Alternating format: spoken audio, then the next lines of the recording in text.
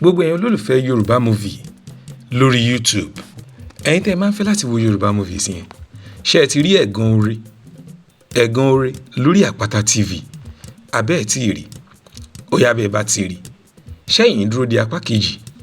Abẹ́ lérò pé ibi tó tán sí yẹn náà ló yẹ kó parí sí.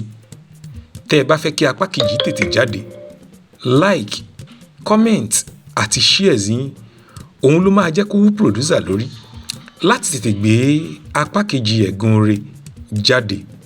Abẹ́yìn ò fẹ́ wò ni. Bẹ́yìn ò báyìí tí ì rí. Ó yẹ máa lọ sórí Àpáta TV lórí YouTube kẹ́ ẹ lọ wo Egan Ore. Ẹ káàbọ̀ sórí ìkànnì yìí. Lẹ́yìn ìtàgé lórúkọ ìkànnì yìí níbi tí a ti ń ṣe àtúpalẹ̀ sinimá Yorùbá. Yálà èyí tá a ti wò, èyí tó ṣì ń bọ̀ lọ́nà, tàbí èyí tó ti jáde lọ́jọ́ tó ti pẹ́. Ibi báyìí la ti ń sọ fún wa.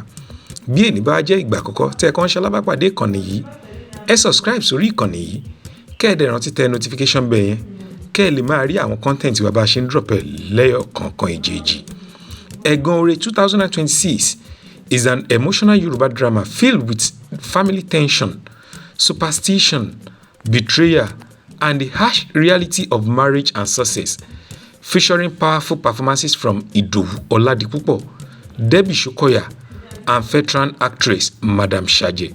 This movie dives deep into the emotional consequences of rejection and toxic belief within the family.